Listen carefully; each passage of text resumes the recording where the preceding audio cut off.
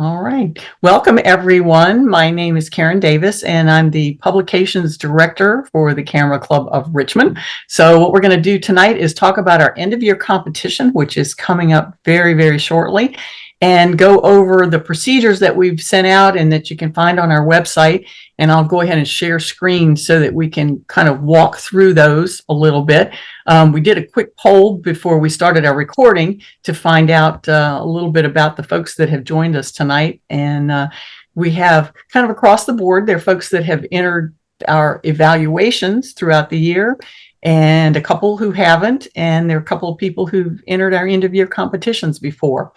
So let me take a second here and share the screen. And while I'm pulling this up, let me introduce you to my co-host tonight. Michael Orr has joined us, and he is our digital director. Again, he's been doing this for what are Michael? Four out of the 5 years. Yeah, okay. 4 out of the 5 last years. All right. Well, we appreciate you. It's one of those thankless jobs within the club. That's for sure. Takes a lot of technical know-how, and we appreciate your knowledge. I don't know why this opened up right smack in the middle of it, but we try to revise these a little bit each year, and these are our procedures for 2023. That's your cast of characters there that kind of contributed to updating them this year. Of course, Michael, you just met. Philip Snider is our print director, and he had planned to be with us, but something came up and he wasn't able to join us tonight. And then Terry Troxel is our webmaster, so he had a hand in kind of pulling all of this together. And of course, he's the one that posts all of these on the website so we can get to them. And I'm your publications director. So just a little bit of use our table of contents here as kind of the overview for what we're going to go over tonight. We'll hit the changes and important information right off the bat so that if there are those of you who just really want to know what's different this year, I'll try to hit those first, and then don't feel bad if you want to jump out. That's perfectly okay. We'll go through and have a little bit of a Q&A at the end. So if I don't cover everything, jot it down and feel free, or turn your microphone on and just ask me. We'll be glad to take questions as we go along. But we're going to talk about the general rules, the different groups that you can compete in, the different media types, whether print or digital, and of course, color or black and white. We accept both of those in our end of year. We have several categories, so we'll talk a little bit more about the categories and the abbreviations that you'll use when you identify which category you want your images to go into. And then we'll spend a little bit of time going over the digital submission criteria and how you have to name your files so that this wonderful program that Michael has written will be able to take those images and put them into the right groupings so that our judges can then review them.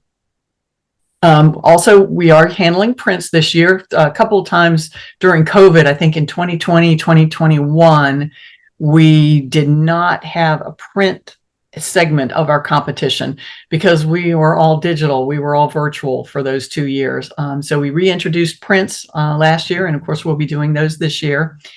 And then we'll talk about how things are scored, how you advance from one group to another. We have the 3 groups. We'll get into a little bit more about that, the kind of awards that we give. And then there's just some reference information that I may not go over most of that stuff. But I am going to start. I'll show you one of the tricks of my table of contents here. It is an interactive table of contents. So I'm going to start off by just talking about what the judges look for when they are talking about and giving a number, a rating to your picture.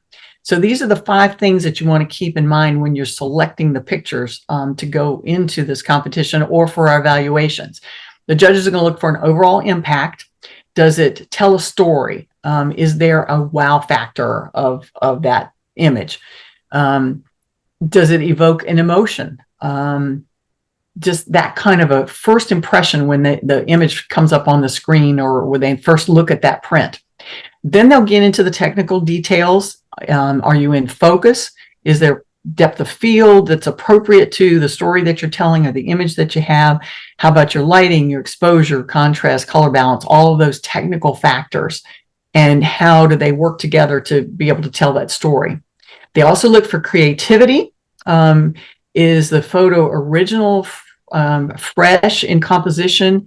Have you done some creative lighting things or perspectives? Is it just what they call a calendar shot or a picture postcard shot, or have you done something a little bit more creative with the subject that you're trying to highlight? Composition, there are certain rules that they talk about in composition, rule of thirds, and several of the other ones. Do they work together for that particular image? Or if you decide not to use rule of thirds and you want some symmetry in your image, does that work with what it is that you're trying to convey? And then finally, the finishing. If you use a digital mat, we have a wonderful video out on our YouTube channel on how to put a digital mat on your photo. It's a real quick and easy thing to do in Photoshop if you're familiar or use Photoshop. Anthony Rumley, one of our favorite evaluators, and he's been a great friend of the club for years.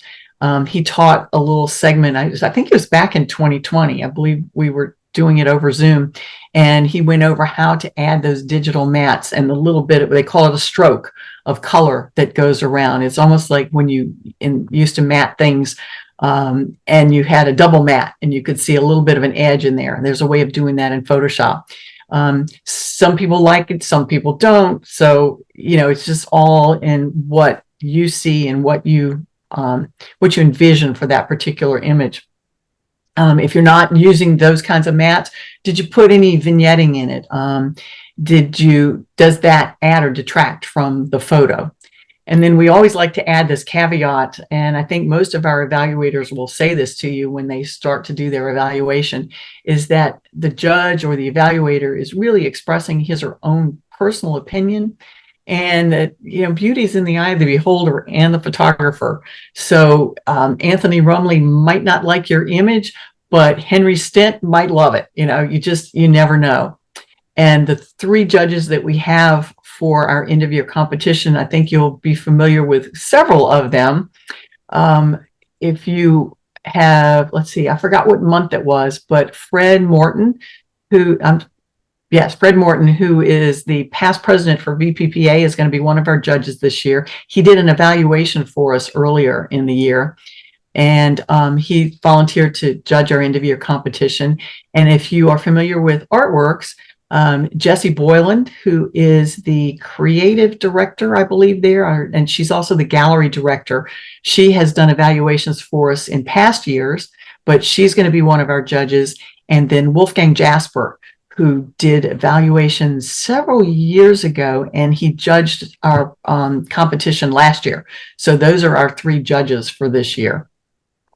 So I'm going to take a breath here and see if anybody has any questions about what they're looking for in the images. All righty. So let's. So Karen, question for you. Yeah, on the vignettes and digital frames or borders, if you don't use any of that, there's no detraction, right? Unless the judge believes that the image would benefit from a vignette, as an example. Is that accurate? Right. And sitting with the judges, I didn't sit with them last year, but I was part of it the last couple of years. I never heard any of them say, "Oh, gee, I'm going to take points off. That should have a border or whatever." No one brought that up. We've had evaluators that have said to us, and I think just this last one, that they didn't like some of the borders that we put on. And I go, yeah, I like my rose with the border and the stroke around it. And I don't care if you don't like it or not. I thought it looked good. So I'll probably leave that on. But I've never had any of them say, Michael, if you recall.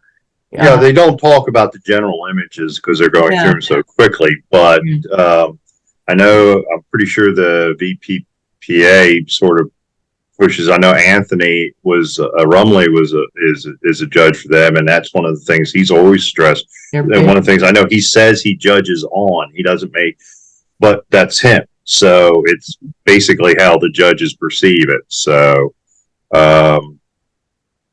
yeah, me personally, I tend to do it just because I figure and it does, in my opinion, it looks better. But yeah, there's no official policy of it has to be there or they're going to take points off. It's right. like they said, it's in the eyes of the judge and how they perceive it.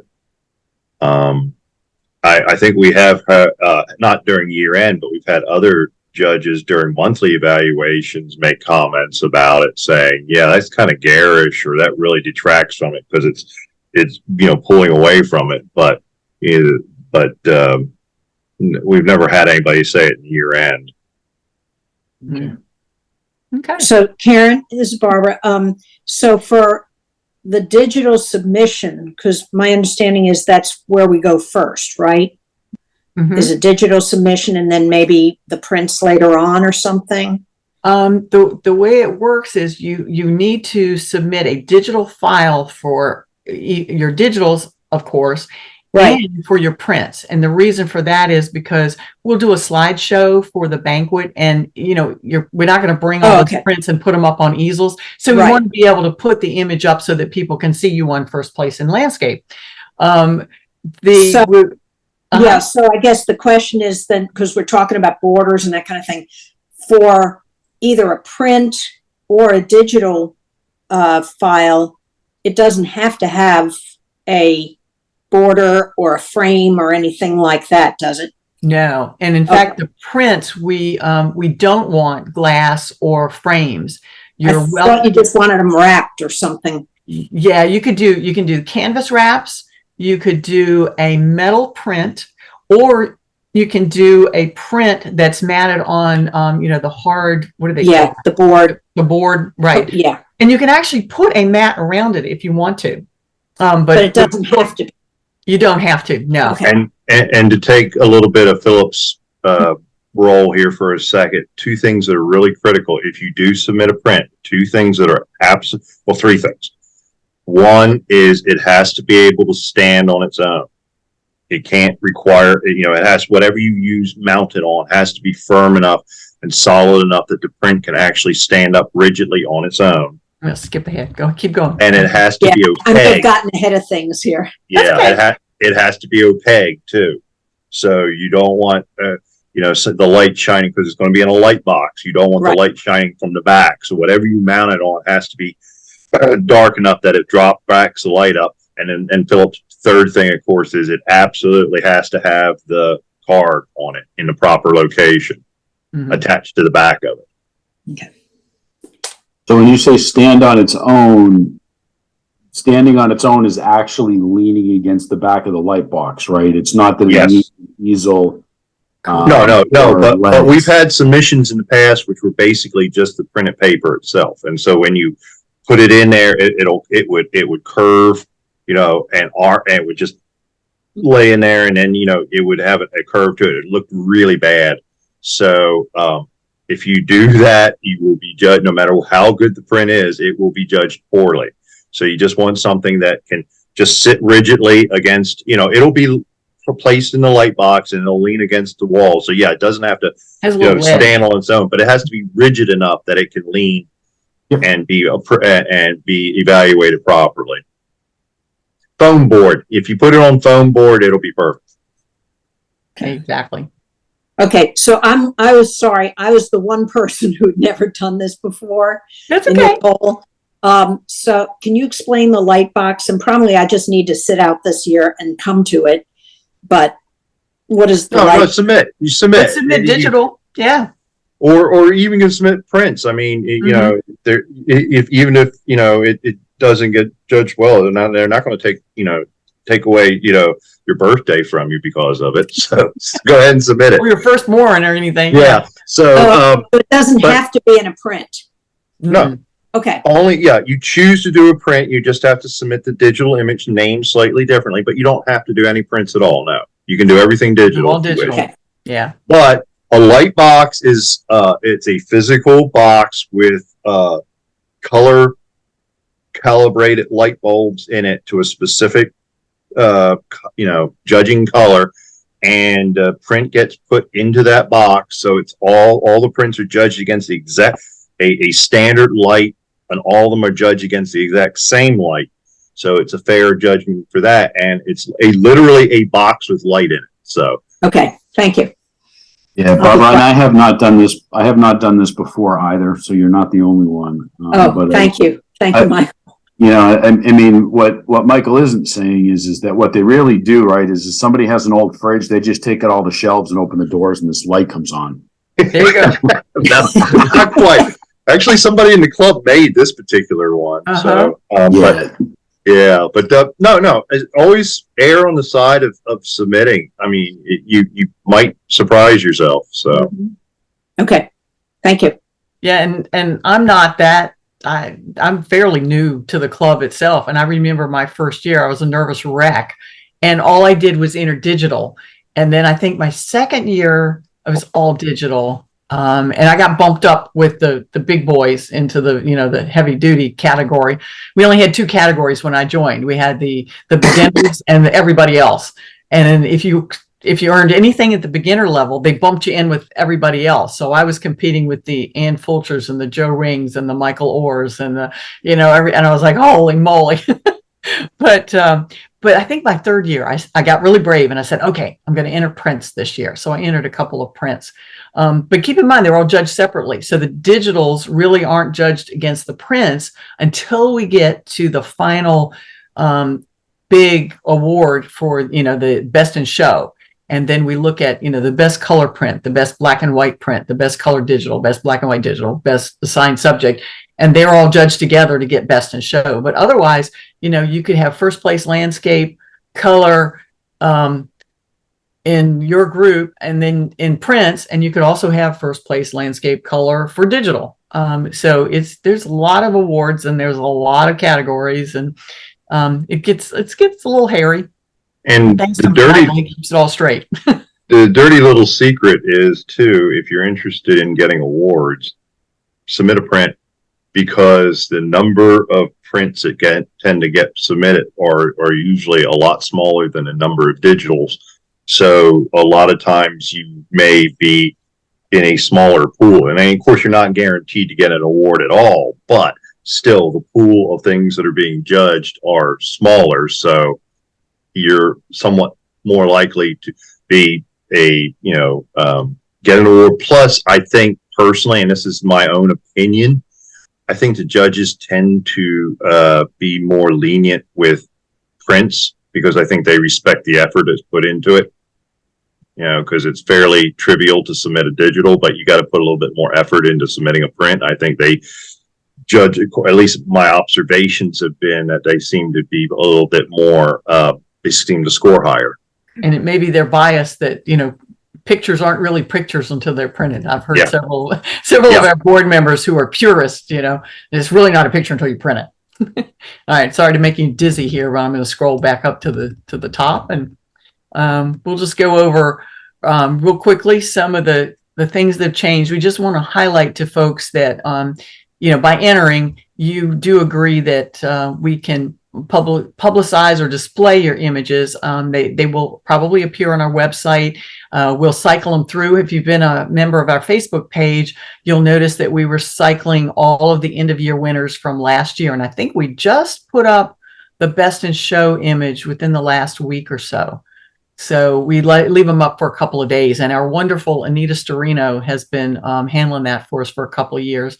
And then, of course, we'll feature them in the Southern Exposure, our monthly newsletter that comes out.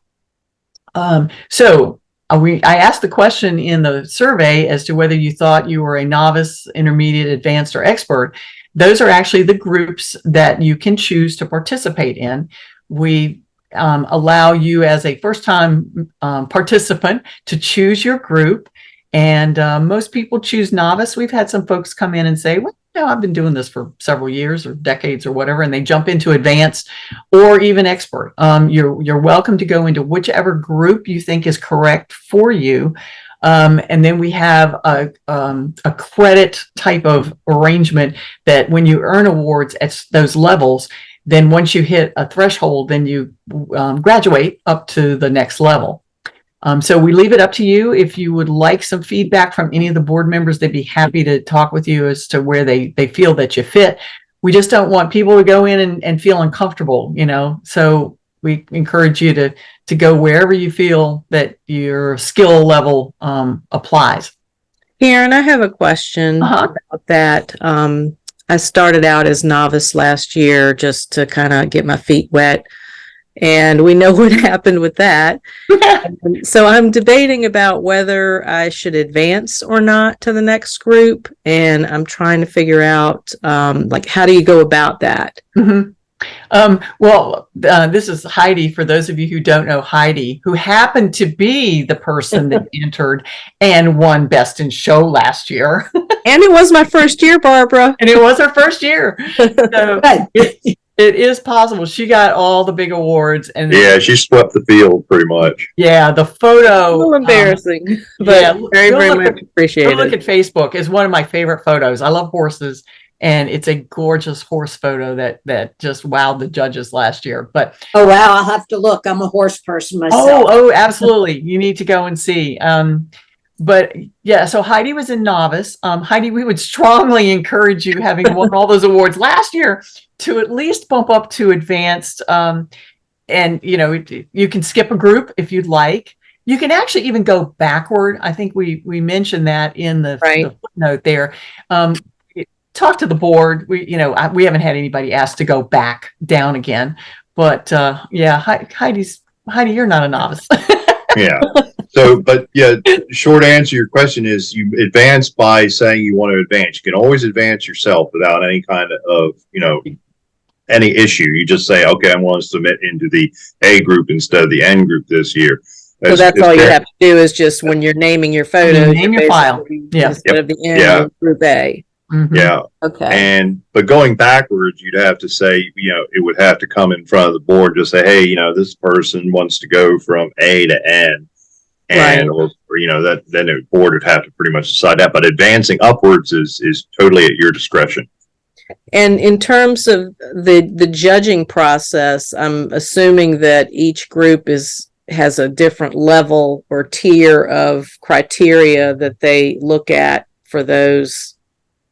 Is that correct? Well, actually, no, because we did not want to color the judges' opinions. So a lot of thought went into when we made these changes a couple of years ago.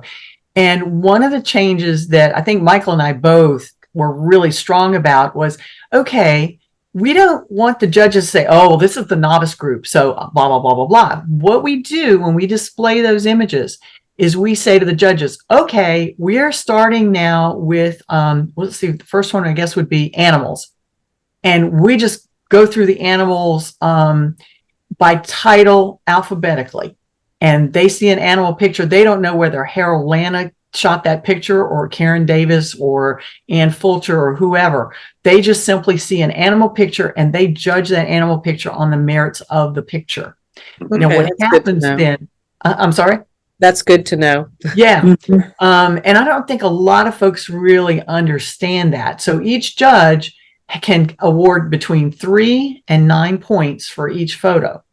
And, if all 3 judges give you 9 points, then bam, you're probably going to win that grouping. And it'll vary. But that's how we wanted to make it. Let the judges do what they do on the picture itself. And then we created the structure so that if you're in the novice group, you don't need to achieve quite as many of those points as an expert to be able to earn, first, second, third, honorable mention, etc. So then the team, the end of your team, once all the numbers come in, they're going to look at, well, gee, were these judges really harder than last year's judges? Or are they easier or whatever? And we set those thresholds for earning the awards. But the judges judge on the merits of the pictures.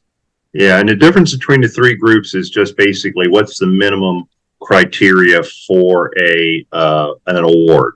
So the N group would have a lower threshold it has to achieve in order to at least reach honorable mention than the E group. So, but that's the only difference. Like I said, the judges don't know. I mean, I'm sure they could figure it out somewhat through the process, but whether this image was submitted by a novice or an expert, but they've been wrong about things like that. They've made comments about it, like, oh no, you're way off. So, but but that's the only thing, and it's really important, and it's in Karen's documentation. And it's really I want to be really clear because there's been some confusion about this in the past.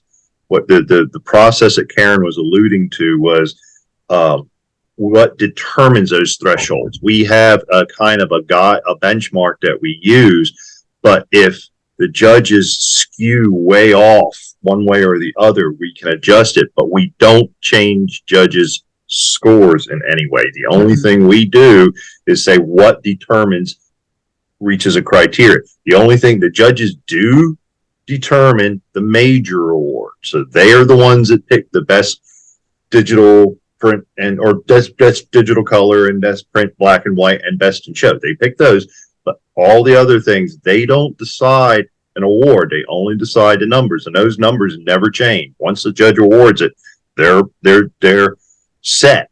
The only difference is what determines that, because sometimes there have been years when the judges are going through bam, bam, bam, bam, and they've all given really high scores. And so you're kind of skewed. It's like, grading on a curve almost. It's like everybody, all the children were above average. So go back, adjust it, or conversely, they're all been, really hard. So we kind of try to get a good balance for the awards, but the numbers don't change. And it's not like we take away awards when we do that. We're just trying to create what amounts to a fair competition.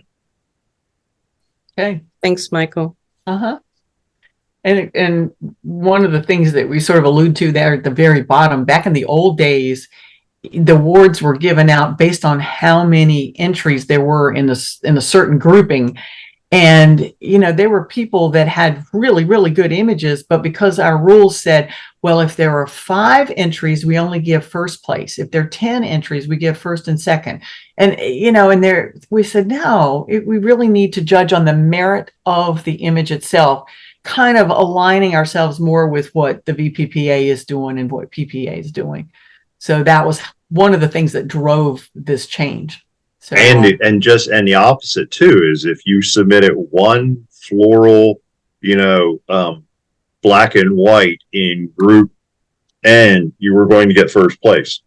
And even if it was, a picture of a hand-drawn flowering crayon, you were going to get first place, and it was not a first place image. So it allowed the flexibility to both say, okay, that image, while that may have been the only one, and it really didn't rise to the minimum criteria for that particular category. So no, there are no awards in this particular category this year.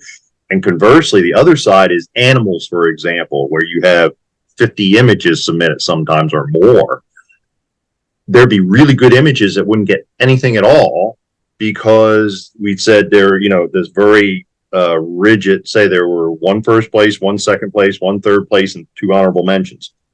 Whereas now it gives you, say, okay, this met a certain criteria. It should at least achieve an honorable mention because it was a really good image. Wasn't maybe necessarily good enough to win the best in show or best for that category, but it was still a good image. It should receive some recognition. So we're free to give recognition to images that deserve it, as well as not give recognition to images that don't deserve it. Yeah, I've looked back at a couple of those images that I entered my first year in the B group, and I just cringe and go, oh, that's such a terrible picture, but it got 3rd place. And oh, no. Yeah. No, that's what we were trying to avoid. All right. Good questions. I love it. Whoops. I went back too far. Okay. By the way, Heidi, I looked at Facebook and your 2 horse pictures are gorgeous. I know. Thank you. I was very jealous that she got to see it for one thing and then got that absolutely fabulous picture. Yeah. Thanks. All right. The club is biased towards horses, apparently, because if you remember, our winner last year was one of them was a real horse in the photo. Yeah. It's a Harold's thing with the real and the driftwood horse. Mm-hmm. So. Yeah, his entry was actually in the creative art category because, like Michael said, he took a picture of a real horse and then he superimposed this bamboo type of statue of a horse. And it looked like the 2 were grazing out in the field together. It was just really awesome. And the judges loved that. So that was our best in show last year. Yeah. 2 years ago. Yeah. Yeah. 2 years ago. Right. Right. This is Venkat. Could I come back to the definition of the groups and Sure. now I may have misunderstood this, but I was under the impression that if you have not entered this evaluation and competition before, you were necessarily compelled to enter in the novice group. Or did I misunderstand that? You are welcome to enter the novice group, but if you would prefer to be in advanced or expert your first time, you get to pick. So wherever you fit the best. So it's your choice, that first group, and then until you accumulate a certain number of credits, then you can just stay in whatever group that is.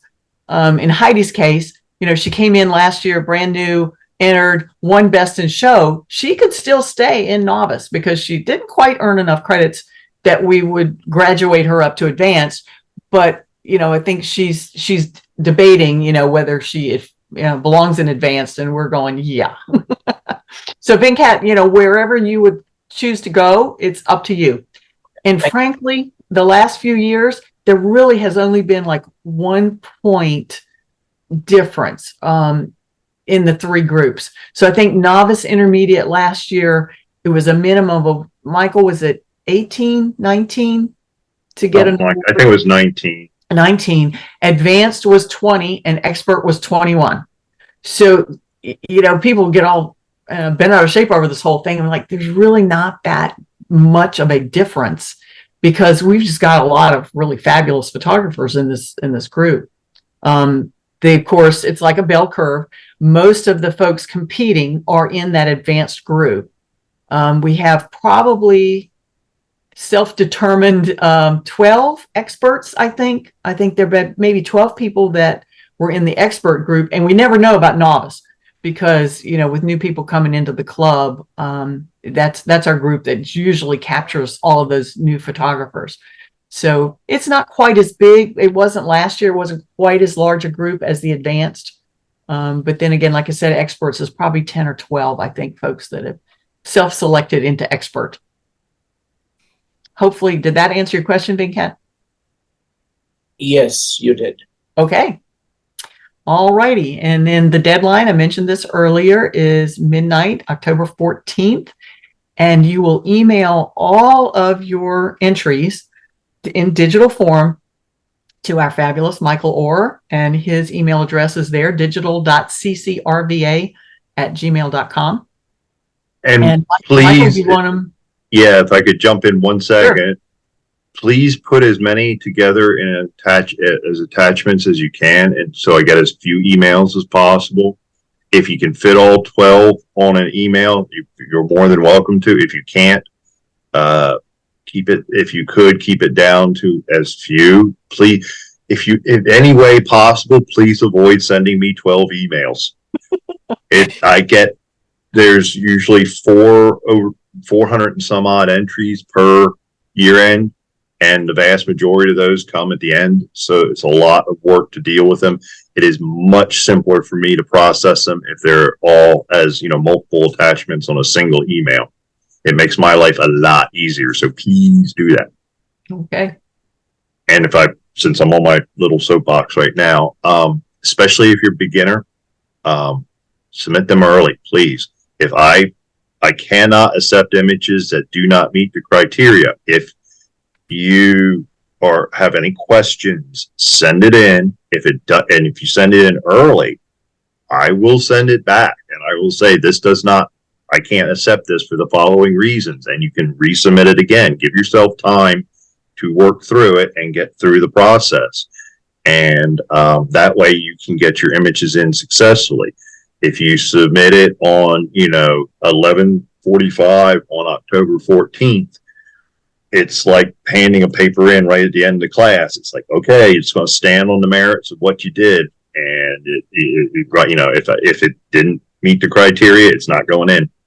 So if you have any questions about it, I'll be more than happy to work with you to get it in. I want everybody who wants to submit images to have the opportunity to do it.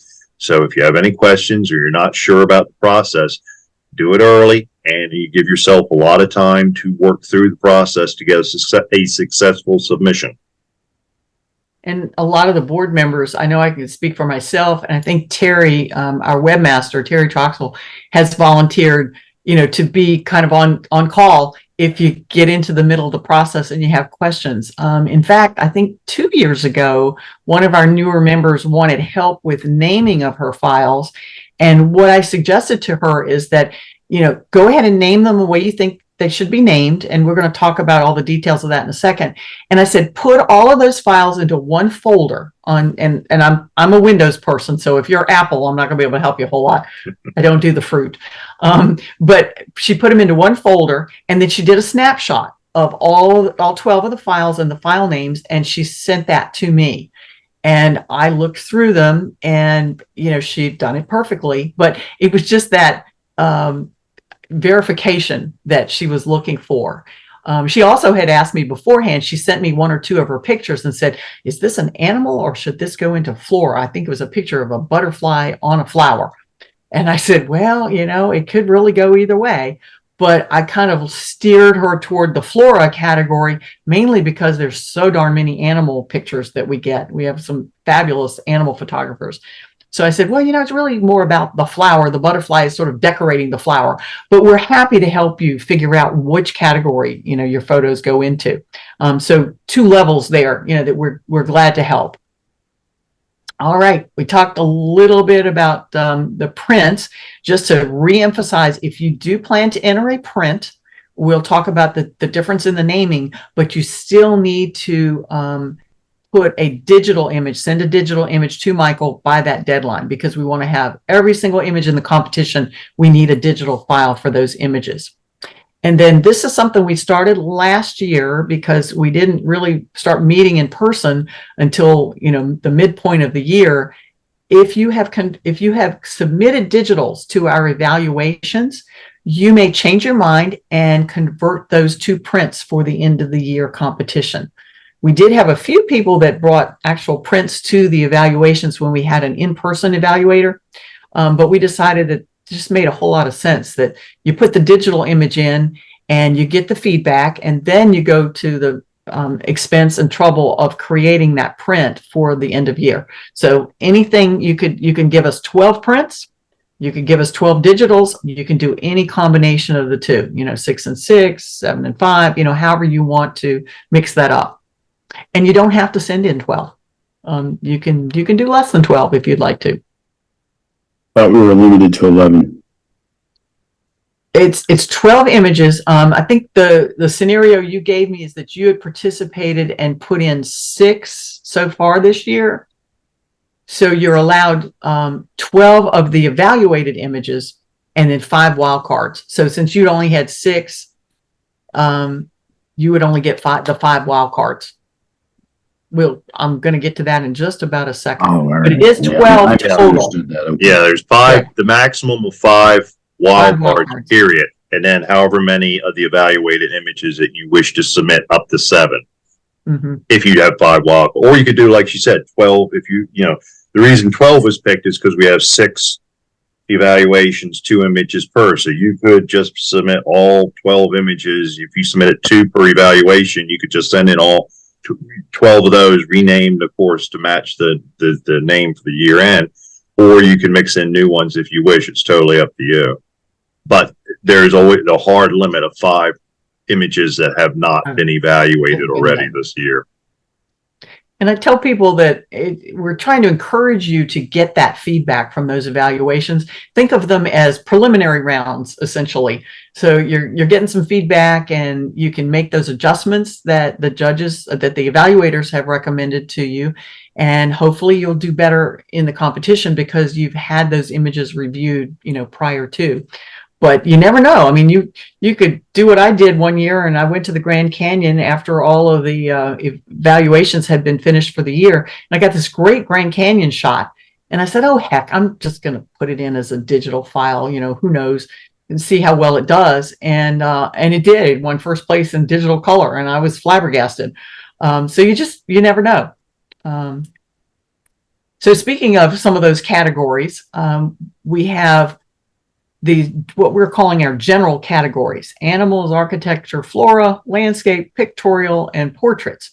So those are the basic categories. And then each year, your board gets together in December or January, I can't remember which meeting, and we come up with the assigned subjects for the next year. And this year we had we always have 3 assigned subjects. This year it was minimalist photography, which we just had our review on. And then we had abstract. I think that was our first one of the year. And I always forget the third one. Michael, environmental portraits. Environmental portraits. That's right. Those were our 3 for this year. You never know what it's going to be. But if you have some suggestions, and I think Michael Bryant gave me a few suggestions, were great ideas that the board will, that we'll throw those in the hopper and see what comes out for next year. So with those assigned subject categories and the one we call creative art, you can get creative with your post-processing. With the general ones, we like to keep it at a minimum. You can change color and tone, sharpen it a little bit, et cetera, but we want to make sure that you're staying true to your image. With the special categories and creative art, you can do whatever you'd like, with one caveat. And this came up this year with all of the publicity that our artificial intelligence is getting. We really do not want you to create a text-based AI generated image. So I threw in 3 of the ones that we've heard kicked around: Midjourney, is it DALL-E, and Dream DALL-E. Studio. So we really don't want you to do that. We want you to take a picture with your camera or your phone or whatever. It's an actual picture that's been created with some kind of light-based technique, as opposed to AI. Now, I know a lot of that software that you might use, your Lightroom, your Photoshop, your Topaz, that has AI elements to it, and that's okay in those categories. Go for it, whatever you want to do. But with the general categories, let's keep it to a minimum. Only one photo. We don't want you to do combining of photos in those general categories, like the panoramas, landscapes. That would have to go into creative art. So it needs to originate from one photo for the general categories. The sky's pretty much the limit on the special categories, with that one caveat. Now I'll stop talking and see. I'm bound to be some questions. Yeah, you got one in chat. One in chat. Okay. Oh, you know what? And I'm sharing screen. I don't think I can get to chat. Pat was asking about the size of photos. So, okay. There's a minimum of 5 by 7. But there's not supposed to be any kind of disadvantage to that. The judges will physically walk up and look at the smaller images on the light box. We have a separate shelf for smaller images to accommodate them. My printer does 8 by 10, so the prints that I tend to submit will be 8 by 10s. So, and I've won in the past with that. So it's, there's a upper limit. I don't remember exactly what it is, but it's pretty big. Yeah. 16 by 30. 16 by 30, which would just be monstrous, which would also be very unworkable. So please don't submit too many of those. Really quite that big. Yeah. Okay. I think that's the width of the box itself is 30 inches. And then Heidi's question is, if an image was submitted for evaluation in color, can it be changed to black and white for end of year? No, I don't believe that would fly. That has to still be a black and color image. Oh, wait a minute. I don't think there's a rule that prohibits that.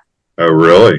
Yeah, because some of the evaluators would have even said throughout the year, "Gee, I wonder what that would look like in black and white." Okay, all right, yeah. I stand corrected then. I believe, I don't believe I wrote the rules. I don't think there's a rule in there that said you can't make that change. So yeah, go for it, because we don't really categorize the ones that we're evaluating. It's just an image and they look at it. So the categorization comes in, for end of year. when you decide, is it a landscape? Is it floral? Do I want to do it black and white, or do I want to do it in color? Now, what I will say is we don't want to see the same image entered as both black and white and a color. Or as a digital and a print. Digital and a print. Exactly. So one of them will get disqualified if we see the same image from the same photographer in multiple times. Or substantially the same, and substantially being in the eye of the judges. Right. So. And the judges will pick that up. In fact, I was really surprised one year. The judges are generally going like this. The picture comes up, they give it a score, we move to the next one. One of the judges, this was we did it digitally because of COVID, and one of the judges turned his microphone on and said, this is the black and white category, right? And we said, yeah. And they said, there's color in that picture. And he pointed out, that it had not been completely moved to black and white. And yeah, most of the judges, they gave him 3s. I mean, that's basically how they quote throw them out. They just give it a really, really low score, so it doesn't have a chance of winning anything in that grouping. So you need to be careful. They're sharp guys and gals. And Carol just asked, an evaluator suggests I change the title of my image. Can I do that? Yes, you can do that, but just let me know when you submit it what the old title was. This was previously titled such and such. I'm changing the title to, yes, that is legal. Mm-hmm. Yeah, it hadn't really been an issue until this year. And after Carol Davis did her evaluation, I actually looked at Michael and said, I'm sorry. Because there's going to be a lot of title changes this year. She was big on titles. Yeah, well, the only annoying thing to me about her evaluation was, like I said, but she would say the title. Sometimes she got so wrapped around the title, she wouldn't say anything about the image. That's the picture. I know. Yeah. Oh, well, everybody has their own deal. Yes. All right. So before you go on, I have a comment on the AI and a question on the size. At some point, I should start by saying I understand and I agree that if you're using the text-based image editor, it shouldn't be submitted. I think that we're going to need a definition of what a photograph is and is not, because in addition to text-based editors or AI, there are programs that will take an image or start with an image. And, you throw it into the black box that is AI, and it spits something back at you, and you can give it descriptors. You could say Rembrandt lighting, you could say, pointillism like Seurat, and it'll take your photo and it'll turn it into a pointillist type, painting. There is a basic definition of photography, and you hinted at it, Karen, right? You talked about light, right? Photography is the study of light, right? If you go back to the Latin roots, right? You're capturing light, and that makes a lot of sense to me. And at some point, it's no longer photography. And I'm not saying it's not art, and I'm not saying it's not awesome. It can be awesome, it can be bad, just like a photograph can be awesome or bad. But it's a separate category. It is a digital image. It's no longer a photo, in my opinion. So anyway, I've been having a lot of conversations with a lot of people about that, and it seems like that's all we really have to do, is define a photograph. There's been a lot of very similar discussions about that when we've been wrestling with this, but the one thing because the other problem is which you've seen in the news too, where people have been accused of using AI for an image, and it turns out that no, it was really a produced image, a photographically produced image. So that's one problem we have with. But two is this is a competition. There's no money, no monetary prize or everything. It's a small club competition, and unfortunately, at least at this point, the way the situation stands, and this is my personal opinion, is we're kind of left bound by the honor system, that people should, okay, this is for the club, and please try to maintain the spirit of the competition. And at least at the moment, I feel we're dependent upon, the goodwill of the participants. Yes, someone could game the system if they want, but what you're really going to gain is, okay, you get a piece of paper saying you won this and maybe a lucite prize, but you cheated to do that. You really should be ashamed of yourself unless it's your image. Yep. So, yep. Right there, Leanne. I guess I'll have to apologize to Karen. I upset her so much she dropped off the call. so she sometimes has some technical issues. So I was having them for a while. I had a tree come down and take my FiOS connection, off, and so matter of fact, they just came out today and connected the buried cable. So I should be, knock on wood, better off now. So. Yeah, and if you mount a 8x10, like you said, your printer does 8x10, right? If you mount an 8x10 on an 11x14 foam core board, is that considered? You're mounting it in a frame, or you're mounting it on a mat, and it's okay to do that. Oh yeah, you can do anything you want within the restrictions for a print. It's also what's the presentation look like then. If it's just the raw edges, that will be judged more poorly. If you wish to put a mat around it, that's perfectly legal. Yeah, but I mean, if you didn't want to do that, if you just literally, because we're not putting them in frames, right? No.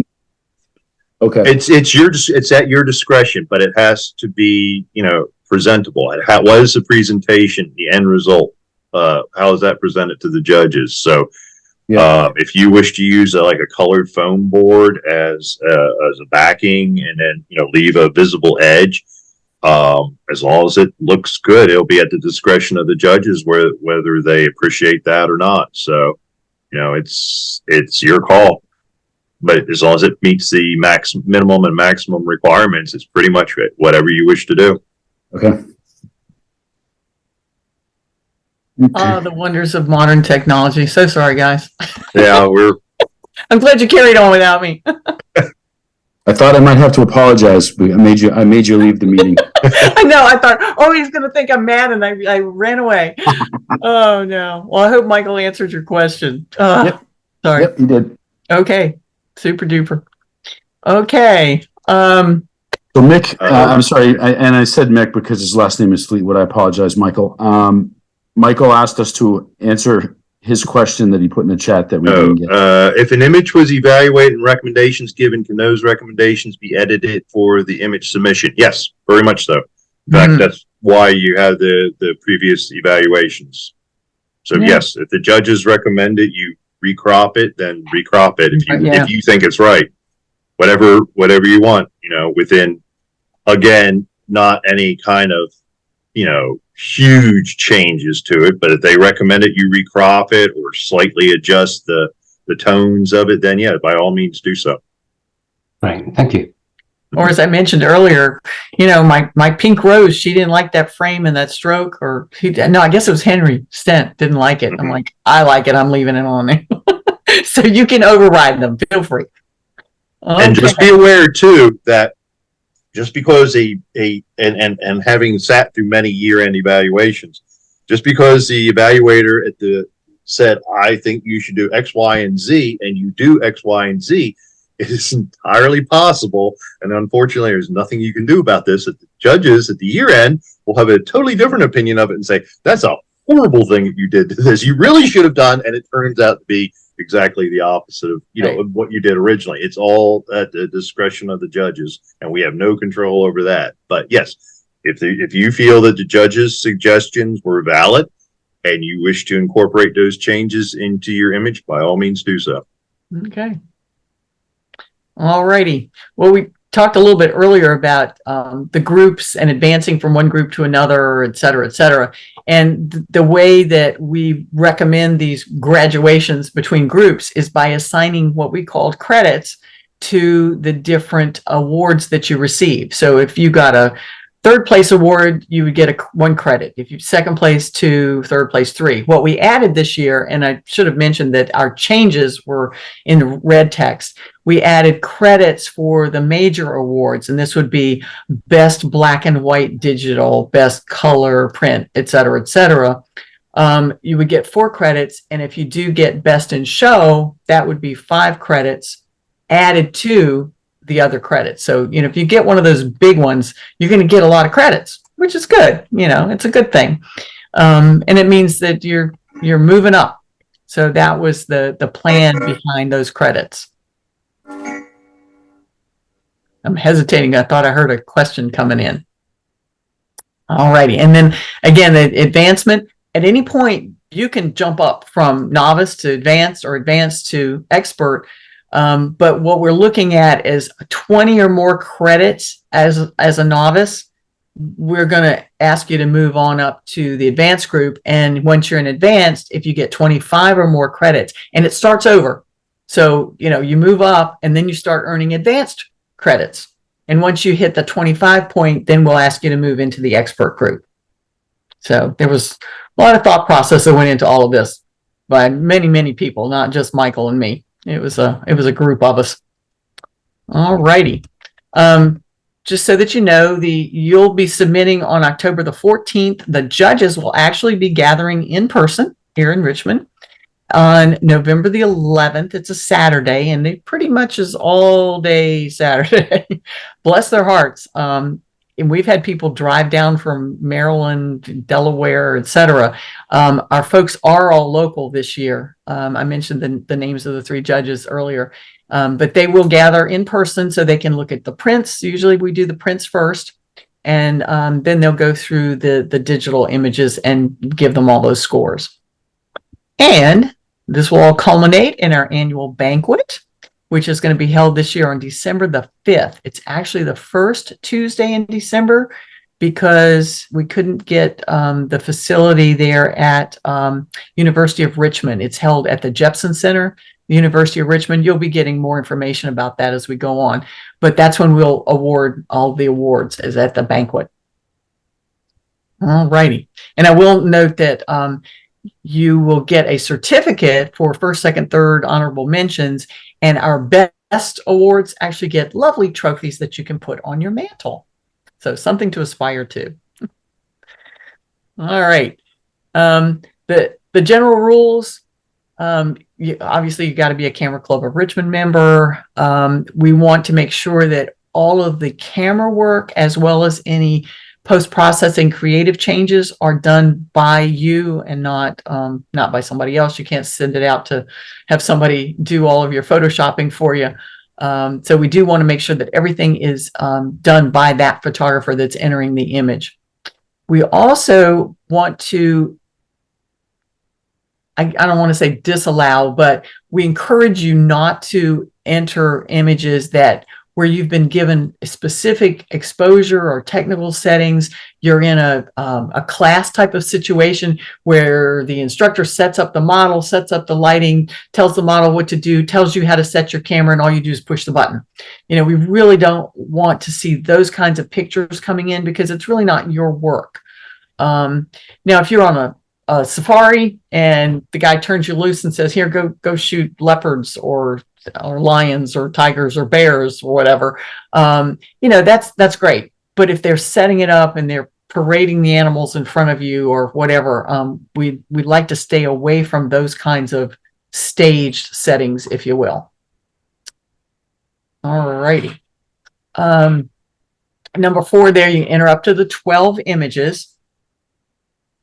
And if you are newer to the club and you haven't participated in all of the evaluations, it might be less than 12. And I think that was what we talked about earlier, because I think Michael had only submitted 6 images for evaluations. And so he can enter those 6, and then we'll talk about those wildcards there in the next bullet. Those are images that have not been evaluated. So you're allowed up to 5 images, 5 wildcards. An image may be only sorry, I wanted to just ask for clarification there. When you say evaluated, are those like the nights where you have a meeting or an online thing where you bring things for evaluation, or is Correct. there an evaluation process where you can kind of get some advice as part of the end of year competition beforehand? No, the first one. Okay. The images that were submitted for evaluation throughout the year are the EV images in this case. Mhm. Okay. So yes, to be So an for EV somebody image, like me who's never submitted anything, I can submit 12. no, For somebody else, excuse me, no. This year, if you have not submitted anything this year, you can submit 5. The 5 wild cards. Okay. Yeah. Okay, so if you've never submitted anything, you submit only 5 wild cards maximum. Mhm. Right. And if you had evaluations before, you can do the evaluations up to whatever it was, 6 or something. 12. You could do, yeah, because there's 6. Well, this year there were 6 evaluations. 2 images could be submitted per evaluation. So that gives you a total of 12. Mhm. That's where the 12 numbers start 12 from. evaluated images plus 5 wild cards. No, you 12 total. Yeah. you 12 submitted an image. I got The judge or you submit an assigned subject and you look at it and say, I hate that thing. I do not want to submit it again. You may substitute in another image that you've never submitted before. That's a wild card. Okay. So you're still limited to 12 total, no matter what. Nobody can submit more than 12 images. Right. Okay.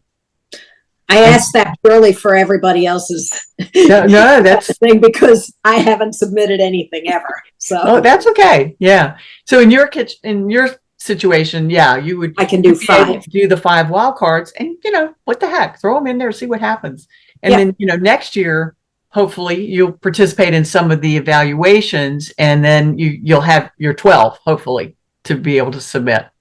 Okay. Which my little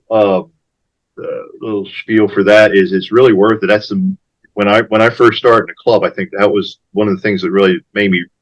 I learned more from those than anything else. I think it's one of the really the best aspects of the club is the evaluations, because you learn not only from them doing your images, even if they shred them apart, and sometimes they do, but also seeing how they evaluate other people's images and see how your images stack up against others. And eventually you start seeing things in it and you say, oh yeah, I understand what they're saying. Or you say, no, that was completely off the wall for me. I don't think that applies at all. But you get a lot better sense of, you learn a lot from the evaluations, and you learn a lot by having real experts look at your images and make suggestions. And sometimes I've gone back and said that night and said, even lately said, no, that was rubbish. And then I look at it and say, maybe had a point there. So it's well worth submitting the images throughout the year to have them evaluate, because that's where you really learn and really grow as a photographer, in my opinion. I've just always been intimidated by, I'm a better photographer than I am to put it on the web or in print. I was great when I was doing film, but since I moved to digital, but I was looking at how you've broken it down I'm looking ahead a little, you might get to this about Lightroom, and it looks like you've given us everything we need to set up the picture for digital submission. Mm-hmm. So I'll try it this time. That's what's put me off. I just don't know how to do it. Submit them early, and then if you have problems, we can work through it. Okay. I have a question. Sure. In the monthly meetings, you're allowed to put 2 photographs in to be evaluated.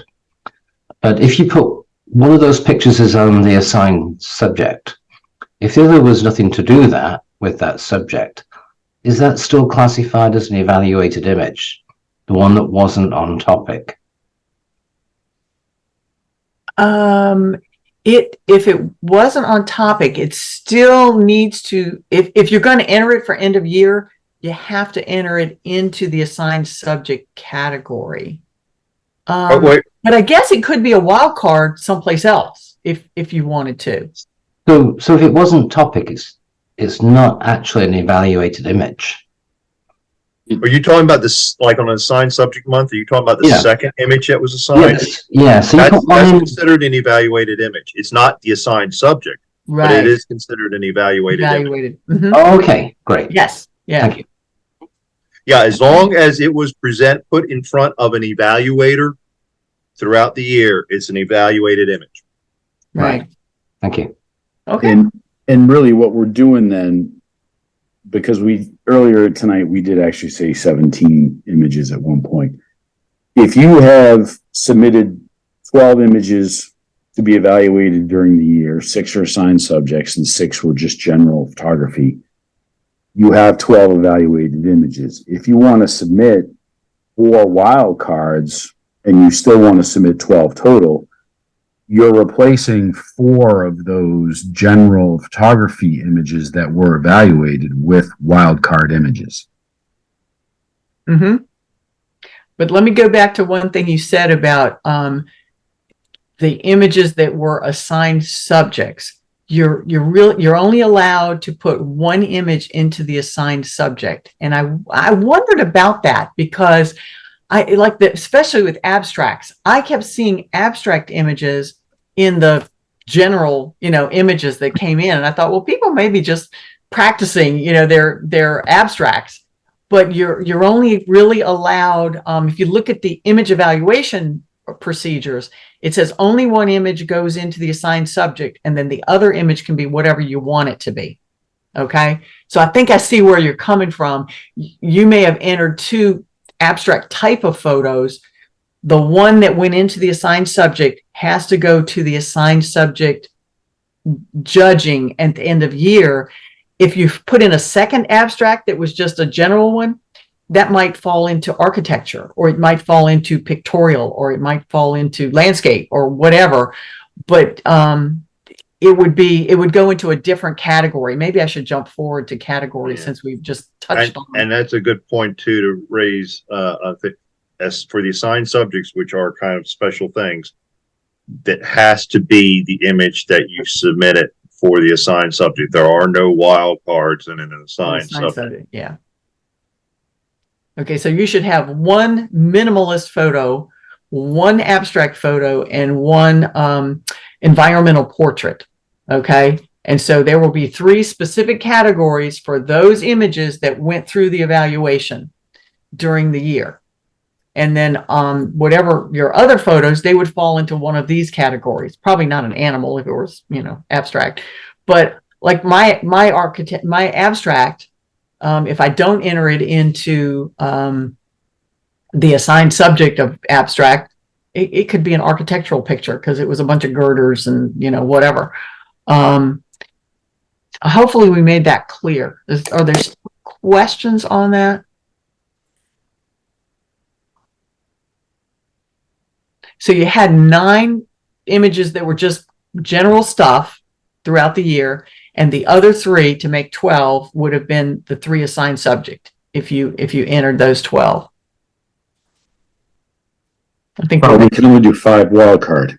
And only 5 wild cards. Yep. So you could throw out one of your assigned subjects. But how do you get 9? Well, throughout the year, you entered 12 images, right? So 3 of the images went into assigned subjects, and then you had 9 other images. 9 plus 3 is 12, right? Okay. For end of year. But you can't though, because you only could do 2 per meeting. Yeah, remember not every evaluation was an assigned subject. There were some months we had open evaluations where you had 2 general subjects. You could do 2 general ones. Oh, okay. So that's how you get the 9. The 9. All right. 9 plus 3. And then at end of year, you got that pool of 12 images to work with. And those all 12 could go into the competition, or you could kick out as many as 5 and substitute 5 others, just not into an assigned subject category. Okay. Hopefully that makes sense. Yeah, like for example, assigned subjects. For example, I'm probably only going to submit one of the 3 assigned subjects that I did throughout the year for the year-end competition. So I'm throwing 2 of the assigned subjects out. That gives at least 2 wild card slots for me. So that's how you do that. You say, I'm pulling out this one. If I want to put a wild card in, I have to pull something out if I've submitted 12 throughout the year. Yep. Makes sense. Okay. I got it. It only took 4 times, but I think you got it. That's okay. It's a little crazy. So we sort of referred to these earlier, but those are your general categories. And when you name your files, you will tell us, or tell Michael, which category that particular picture is going to go in by giving it that abbreviation that you see there in red. So again, we try to make it fairly easy. Animals are AN, architecture is AR, flora FL. When you get down to the creative art and the assigned subjects, creative art is CA. The assigned subjects will have the AS, and then if it's going into the abstract, and again, it has to be the one that you submitted earlier for evaluation, it'll have AS_A. There's an E there for environmental portraits and an M for minimalist. So that will go into your file name to tell us exactly which category you think that picture will go into. Any questions on the definitions of the categories? Pretty straightforward. We kind of borrowed from the PSA, the Photographic Society of America, on the way that they define some of their categories. We borrowed that because we are a member club of PSA.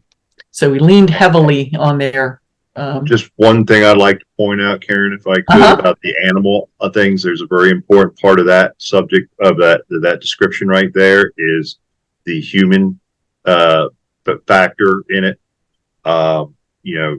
Zoo photos are acceptable if there is no obvious human factor in it. There's not a cage or the bars or anything like that. And as it says in the description, an incidental thing, like people submit photos of a bear in a field and there's a house off in the distance, that's perfectly fine. But you can do zoo photos as long as there isn't any obvious human thing or any kind of material. And if it is, you still can submit the image. You just can't really, it would not be judged well in the animal category. You should probably choose another one. I had one last year that was, I took it in the zoo. It was a tiger drinking water. It was a really good photo, but there was just this little curve, human-made curve that he was crouching on. And because of that I submitted it in the pictorial category because it was a obvious human, small one, but it was an obvious human artifact in the image that was, not incidental to the image. So just wanted to point that out because you will be judged poorly if you submit it in the animal category and it's an obvious zoo photo with obvious cage or obvious bars or something like that. And that was a very good choice on Michael's Michael's part, because it was a gorgeous image and it actually won awards in the pictorial category. So yay. Congratulations on that one.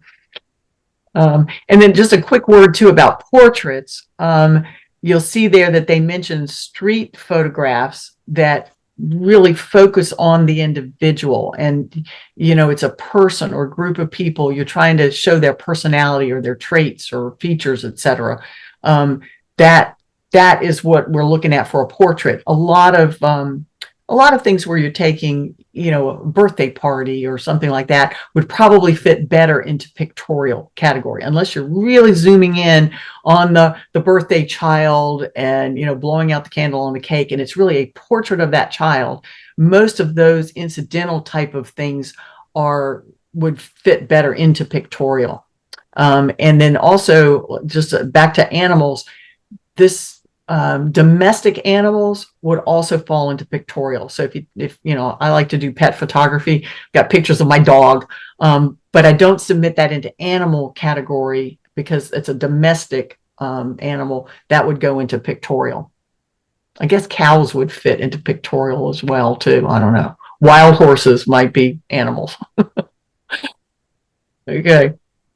And then creative art, we talked, about the post-processing, et cetera. And there's that little warning there that, we'd like it to be created, as Michael was saying earlier, some kind of light sensing device has created, these images, and not you've talked into one of these AI generators and created a photo.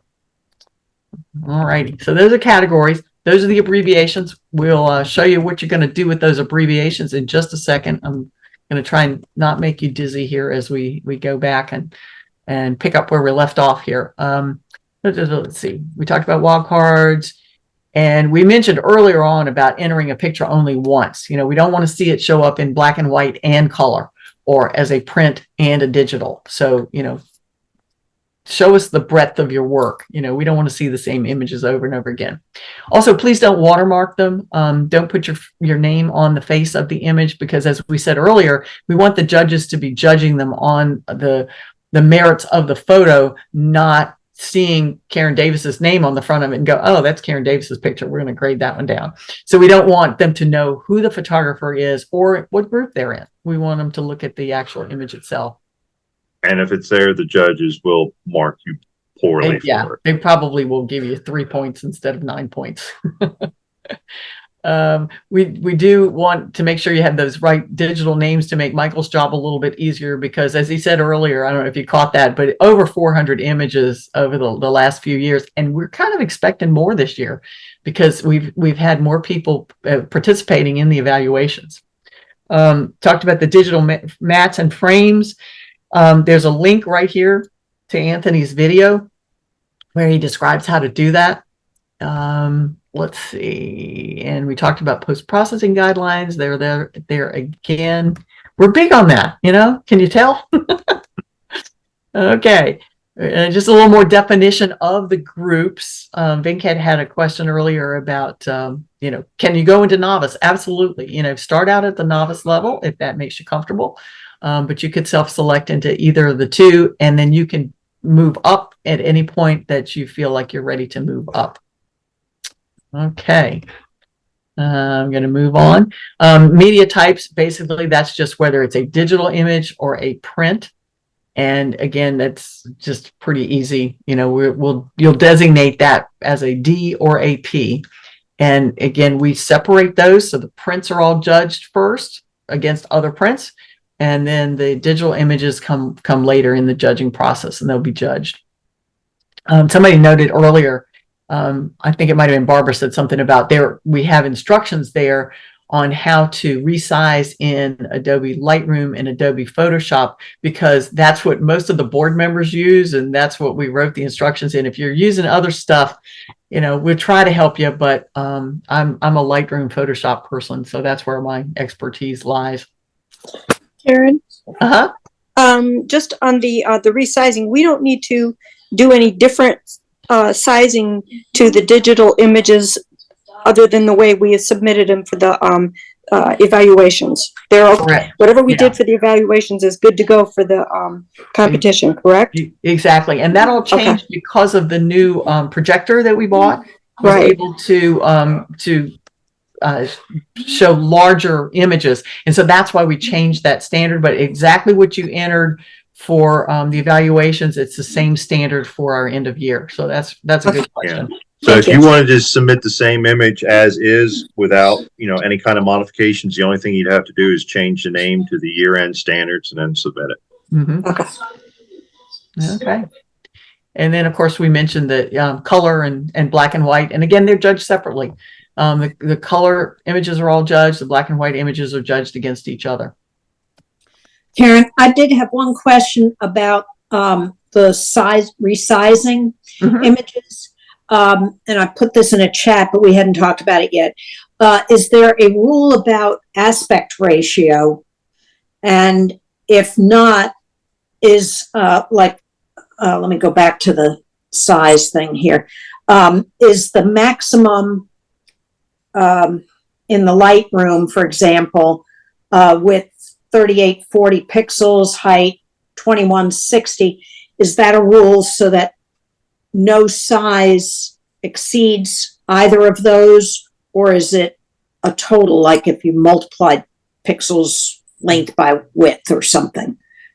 No, you're constrained by the way that the image is projected by the projector. So it really can't show your image properly if it's wider than 3840 or if it's taller than 2160. So it's not really an aspect. You can choose whatever aspect ratio you want, but just make sure that you don't exceed those pixels. What most people have been finding is that if you're resizing image, resize it to a height of 2160, and what you will find then is the width will be something less than 3840, that's perfectly valid, and that's the way you'd have to do it.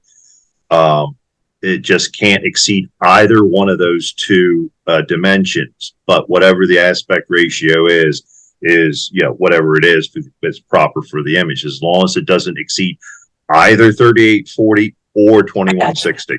So 2160 by height by 1550 width is perfectly acceptable. Okay. Got it. Thank you. Uh-huh. All right, let's see. Yeah, I think that's exactly where we are now, because we talked about the categories. So our digital submission rules. And let's see, we talked about they need to be in JPEG format. Can't accept any TIFF files, sorry. They need to be JPEGs.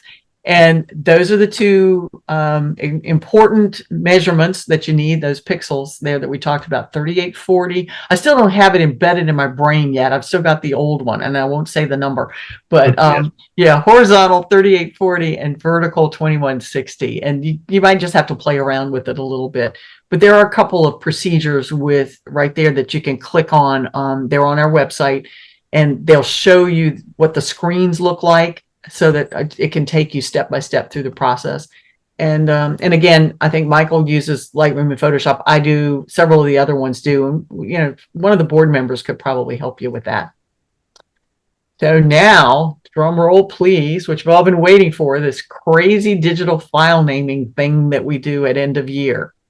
And Michael has this fabulous program that I think he inherited it, but he has tweaked it so that it's a work of art that takes these 400 some plus photos and puts them into the proper judging groupings that we need to do. And the way that works is that you name your file, and it looks crazy here, but of course the final thing is a .jpg. But before you get to the .jpg, you're going to tell us what your media type is. So if you look at the example number 1 down there, media type for this one is a P, which is a print. We're using underscores to segregate between the items that are in the file name. The next item is the category. So if you look at our example, our category is PO, which means it's a portrait, then an underscore. Color designation. The CO tells us it's color. Another underscore, what group you're in. Are you a novice? Are you an intermediate, or a novice, intermediate, or an advanced, or an expert? And this one is from an advanced photographer. The next one is the title of your image. Michael's image here is entitled Christina. Then an underscore. This is where that evaluated or wildcard comes into play. So we see that this is a WC, meaning it's a wildcard. And then the underscore. And finally is your name, followed by that .jpg. So that's how it breaks down. That's how you would do something for one of the regular categories that you would use, the portrait, pictorial, et cetera, or if you had a, let's see, creative art. Yeah, all the general categories are like this. So any questions before we go on to the next example, which talks about one of our assigned subjects? And this is really, really important. Yeah. This is the only way that when I get these, I can. So this ensures that you get judged in the proper submission against the proper group and everything. So this is and it's just like a little program almost. And it's actually what I do when I save them. So I just go down the line and I have folders, and I use each one of those fields to go down finer and finer and find the exact spot it belongs in, so I can keep track of the several hundred of these. Okay. Our second example is our assigned subject. So it's pretty much the same, except your assigned subject categories are going to go in there. So D in this example is my digital image. The AS_A is the assigned subject abstract.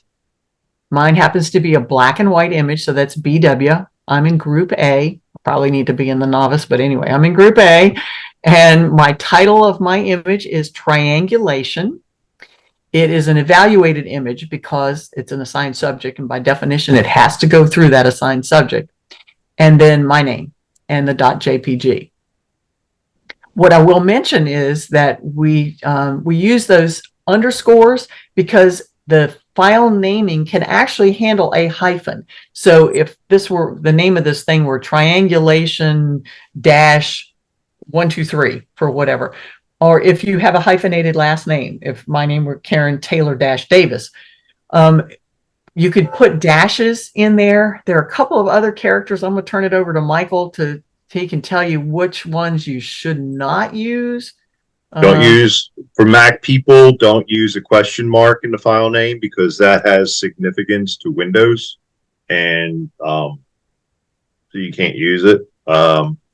There's a couple. Probably slash. Yeah, backslash is verboten.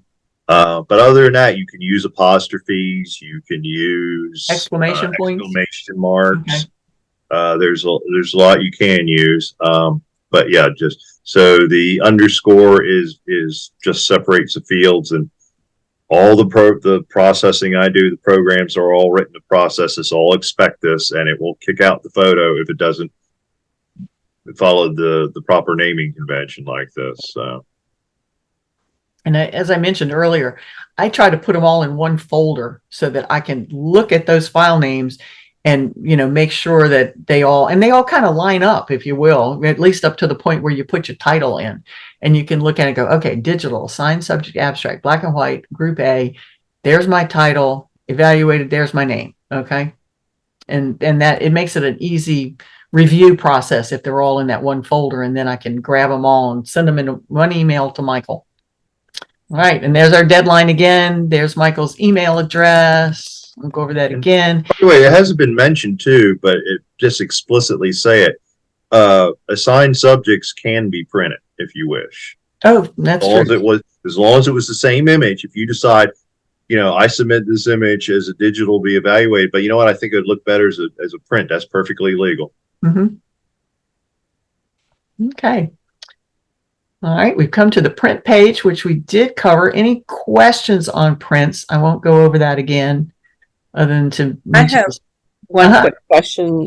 When they say to attach the form to the upper left corner, so you literally flip it over, and it's that upper left-hand corner where you tape it, correct? Tape it in. Okay. And the reason being is, for example, and it would be really important if someone decided to print their abstract as a submission, by putting it in the upper left corner, it will tell Philip exactly how the image should be placed into the light box properly, because obviously some images, it would be ambiguous as to how they should be oriented. We will put it in when you flip it over like that and you put it up there, he will take it and flip it around so it will be in the top right hand side when it's behind the thing, so you know exactly how it should be oriented. Thank you. So he knows how it should be oriented.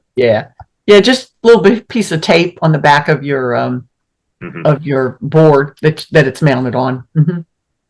Plus, it also makes it easy to keep it organized for him. Yeah, because what happens is he will read the title from that form to the judges, and then turn it over, put it in the light box so that they've got that title in their brain. Okay, this is triangulation, and boom, there it is, so that they can assign the scores to it. Okay. We did talk about scoring before. Minimum of 3 points, as many as 9 points to each image. This is an important point. The judges do not know what the scores of the other judges are. That might be something that was in the back of your mind going, oh, he saw that judge gave it an 8. Is he going to give it an 8? No, they're actually using these little devices that they enter the number in, and then we have someone who's putting all of that into a big spreadsheet. So the judges don't know what the other judges think of your image. But having said that, they're actually pretty good judges, because most images, they tend to be pretty in sync with each other. So, and from year to year, so the judges tend to be pretty good at this. And even though they don't know what they're giving each other, they they tend to track fairly well for most images. There are exceptions, of course, but. Okay. Let's see. And then we talked about how the scores are ranked. The scores, like I said, the judges are assigning the scores, and then as the spreadsheet is reviewed by our end of year team, they will go through and determine, okay, which was the top, that gets first place, which is second, which is third, assuming that, you know, you hit those minimums. And then if there are any other honorable mentions that have come up against that minimum total score, then the honorable mentions will be noted. And you're probably saying, well, what happens if there's a tie?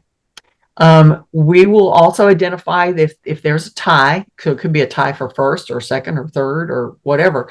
We will go through other rounds of judging, if you will. So the 2 items or 3 or sometimes 4 that have tied with the exact score, we will represent those images to the judges. They look at them again, and then they assign points so that they can break that tie, if you will. They've got to give, it's almost like a thumbs up, thumbs down kind of thing. You know, okay, these 4 are the same. Am I going to give this image a thumbs up, or am I going to give it a thumbs down? And we keep going through those multiple judging processes until we break the tie, and we know, okay, we've got a clear first place entry, a clear second, a clear third. And the judges do not know what position they're breaking the tie for. All they know is we present them and say, there's a tie between these 2 images. We don't tell them what it's a tie for. So they have it doesn't introduce any bias into the judging process. Right. Okay. We talked a little bit about minimum total score before, where we assigned that to the difference. And like I said, the last couple of years, there's really only been a 1-point difference between, you know, minimum total score for novice was 19, and for advanced it was 20, and for experts it was 21. So it's not a big deal of difference, but it's nice. And one of our intents was to encourage our new members and our novice intermediate members by giving them, you know, a little bit longer to stay at that level until they feel more comfortable to be able to move up. So you can hang out there until you hit that point that we say, okay, you've graduated. So after the judging is done and the you know, there are many cheers and jeers at the awards banquet, do we see the detail of the scores as a learning opportunity to see where our images were strong and where they were not in the different judging classifications or criteria? That's a great question, and one that was hotly debated by the board. Yours truly here, and I think Michael was in the same camp, were huge advocates of, we want to see our numbers. And there were a couple of purists that said, no, we're not releasing those numbers. I'm like, that makes no sense. You can't improve if you don't know where you fell. So I think starting last year, our wonderful webmaster, Terry, who's another number cruncher. Michael's a big number cruncher, but Terry was able to, we asked everybody that wanted their scores to just shoot him an email and say, you know, hey, it's Michael, I want my scores. And Terry will give you the breakdown on what each image earned in terms of a score. So you've got at least, you know, was I getting 15s or am I getting 18, 19, 20? You know, I'm almost to that point where it was almost a merited image, essentially. So great question. And we'll tell you as we get, you know, further, just, you know, send the webmaster an email. And once the dust settles in January, he'll send those scores out. So you see yours, not everybody's. We don't really. With the caveat, you don't get any kind of feedback because we didn't get any kind of feedback. There is, you know, because they're just spitting numbers out. We can't tell you why they gave that score because we have no idea why they gave that score. Yeah. Well, no, and I was thinking, like, if you got, and I forget the 4 or 5 different criteria that were there that they were looking at, right? But, you know, the one that I asked about was the framing and the vignettes, you know, the digital border and vignettes thing, right? In those different criteria, when we asked, I was like, I was asking if we could see the scores by those criteria, right? So if We we're we don't get falling that. down on composition, we can learn that. Right. Yeah. No, that's not how It's the just judging total number occurs, is what though. you're saying. It's No, that's just not how the numbers. judging occurs. It just, we Okay. present you read the title, you present the image, they put a number up. That's their Right. judgment. That's all we get for that image. Okay. So it isn't broken down. Each image isn't broken down in those categories. You just get a raw number for each. Well, 3 raw numbers, 1 from each judge for each image. And that's all we get, because it would take us a week to go through them otherwise. So yeah, all we get is that so you can see that number, but on, as far as what you're asking, no, because that's not how they're getting judged, and we don't know. They're supposed to hold those things in their head, and like I alluded to earlier, I think they are, because they tend to judge. The judging tends to track pretty close to each other for the most part, so they tend to think that. But as far as that kind of breakdown, no, because that doesn't exist. Right. Sorry. Yeah. Yeah. They're running through those 5 categories in their brain as they look at the picture, and they're thinking, okay, composition, technical skill, and within like 30 seconds, man, they're assigning a number. And to be clear, too, the judges do not discuss among themselves anything except at the end when they're giving the major awards. That's the only time they interact with each other about the images in that way. And you will hear them discuss that when they're talking about those major awards, but that's the only time they're doing that. So, it's pretty much an assembly line other than that. I will say that there were a couple of times in the judging process, and we were kind of cautioned. I was a newbie there that one year, and we were cautioned, you just sit there and you record the numbers, or, whatever your job is, and you don't talk. You don't talk to the judges, you don't talk, whatever. But there was one instance where the numbers popped up, and we were doing this virtually, so we could see the spreadsheet as our end of year team. And this one particular image for one of our really, really good photographers, the first number popped up and it was a 7, and I think the other one popped up was an 8, and then the next judge gave it a 5. And I thought, I just can't let that slide. So I turned my microphone on and I said, I just wanted to confirm that the judges' scores were entered correctly. So and we had a scribe that was sitting there, typing the numbers in. And the judge that had given it the 5 said, I assigned that one a 5. That's not a typo. And I went, okay. So I turned my microphone off and we went on. And Didn't know why, but yeah, that was. Yeah, we had no clue, but yeah, he knew that's what I was questioning. So, yep, I assigned that a 5. And I went, okay. So, yeah, it would be nice to know more. But like Michael said, 400 some images, man, they're skipping along. Yeah. All righty. Any questions on the minimum total score? That was, hard for us to explain the first year that we put that into play. But this is its 3rd year, Michael? 3rd or maybe even 4th. So I can't remember exactly. But but just like I said, to be clear, because there was a lot of misunderstanding about this when this was first implemented. We're not changing the judges' scores or taking away awards, because there's been some nasty rumors to that effect going around. But no, it's just basically assigning what the judge's evaluation means in terms of awards, but it's still the judge's evaluation. Right. Unadulterated. That's a good word. Okay. Yep, we mentioned the credits before and advancing. There are some redundancies built into the procedure. Our end of year awards. Yep, this is kind of the same stuff: 1st, 2nd, and 3rd place, the honorable mentions, etc.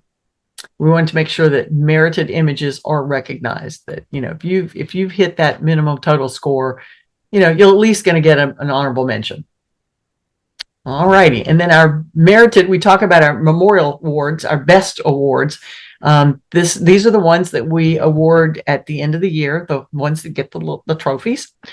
So we have best color digital, best black and white digital, best color print, best black and white print, best assigned subject. So we take those 3 assigned subjects, and the first place winner for each of those assigned subjects are judged against each other. And again, this is the one time that the judges are talking about them. They'll discuss it and decide which one of those 3 becomes the best assigned subject. And then each of those 5 best awards are then rediscussed to determine what is best in show. So that's where the one time when the judges are actually interacting with each other to come up with those items. All righty. And these are named after some of the founders of our club. I asked Carol Hageman has been, a member for 40 plus years. And she knew some of these folks who I believe most of them have passed on. But I asked Carol if she could come up with some information about each of these individuals. So she's working on that. So hopefully we can tell you a little bit more about who Philip Luce was. I did not meet any of these folks. All right. The last part of the procedure is simply support information, if you will. We talked about those guidelines earlier as kind of our lead in, but here's some tips for selecting your category. And again, Michael, Terry, Philip, any of the board members would probably be happy to discuss with you where your image might fit. Is it a portrait? Is it a pictorial? Would it be better as flora or animal, etc.? So we'd be happy to help you kind of figure out where those go. Most of them pretty self-explanatory. And then, of course, you got to have a glossary. So, here's our glossary of terms. If you're confused about all these terms that we've been throwing around, you can go back there. And then Q&A section. Haven't gotten to that yet. The resizing, these are the resizing instructions that I mentioned earlier with some screenshots in some places. Here we go. There's a screenshot. Thanks to Terry. I think Terry rewrote our Photoshop to make sure that you've got that. See that new width there, the width and height information. So that's how you would go about doing that in Photoshop. And then I think finally there were frequently asked questions there at the end. So I've talked a bunch. Any other questions? I'm going to say, actually, I could click on my table of contents thing and go back to the beginning. Any questions on anything that we've covered? So just a general question, and it's a how-to question, I guess. For prints, if I want to mount prints on foam core, as an example, is there any instruction anywhere on how to do that? I've never done it before. We have 2 really good people in our club that I'm sure could help you. I have done it. It's hard to do. There are guns, if you will, that have the adhesive in them on sort of a roll, and you can take that gun and put adhesive around the edges of your print, and then lay them very carefully on the foam core or whatever backing that you're using. But 2 of our members, and Bob was actually a board member for a while, Bob Pappas and Doug Turner, who is our treasurer, they actually have a side business of doing printing, matting, and framing. They have a studio over at the Artworks. So they do a lot of that for folks there at the Artworks, and then, for a lot of us in the club. And they will do that for you. They'll print it and mount it for you if you want. If you want to do it yourself, you can also buy these little foam mounting squares, if you will. When I did scrapbooking, I used those because they're photo safe. So you could actually put those on the board. But I think the best way is to take that those tools that have that sticky stuff. It's like double-sided sticky, and you run it across around the edges of your picture, and then you lay it on the foam core. Michael, have you done any of your own?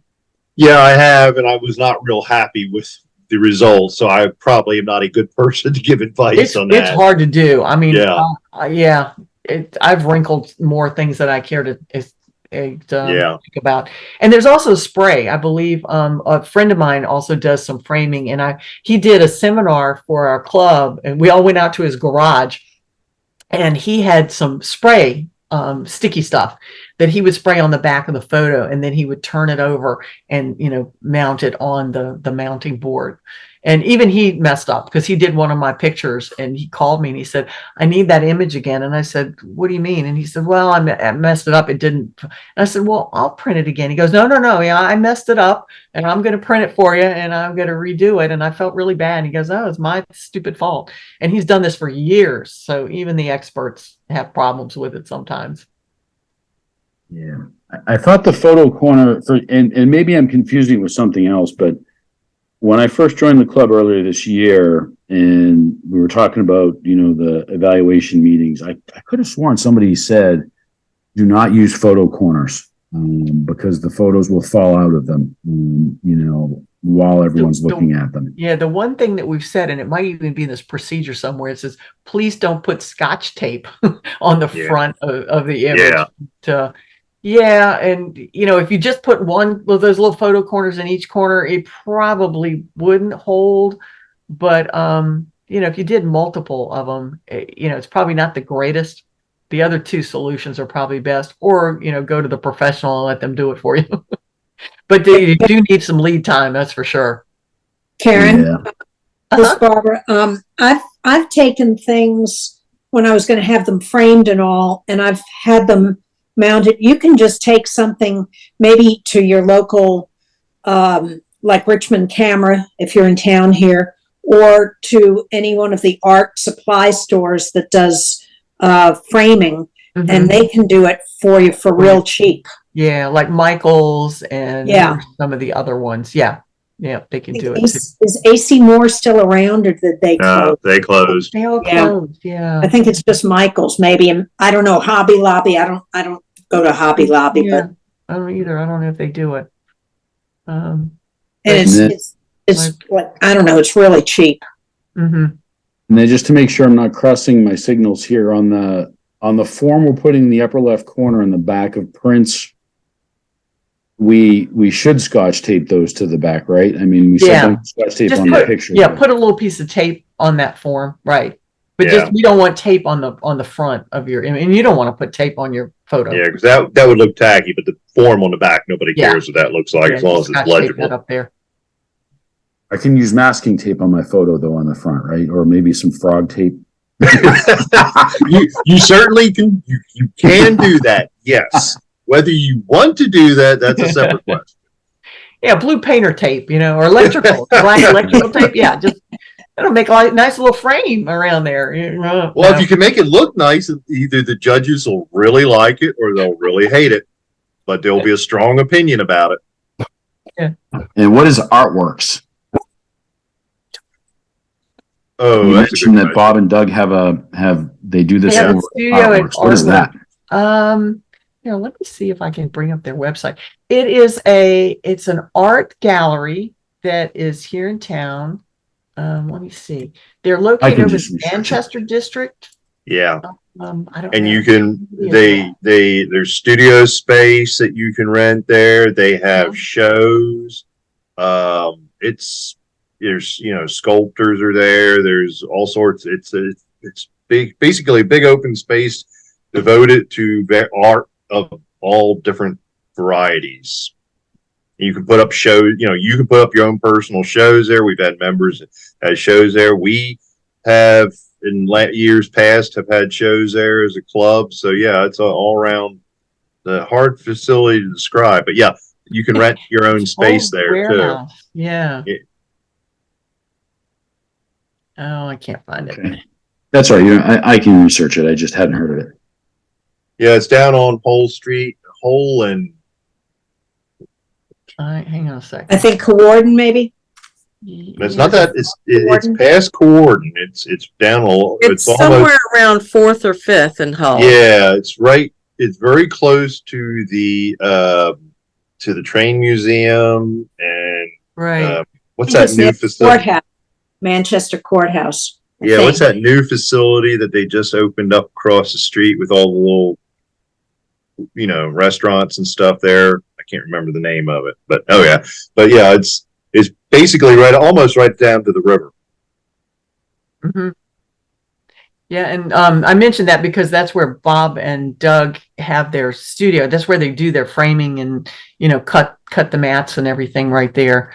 And it's kind of a convenient place to drop things off, and they'll hold them for you if you want to. Oh yeah, I did find it. Okay, there's their website. It's artworksrva.com, and yeah, and so you can buy art there. They have Fourth Fridays. They have an opening little party where you can go and see what new exhibits have come, and like Michael said, we've had exhibits there in the past too. Let's see, they're closed Mondays, they're open on the weekends.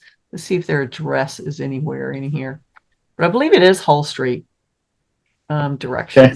should give us. That's all right. We don't need to waste any more time on that. I can figure the rest out. Thank you very much. All right, yeah, well, that is it in a nutshell.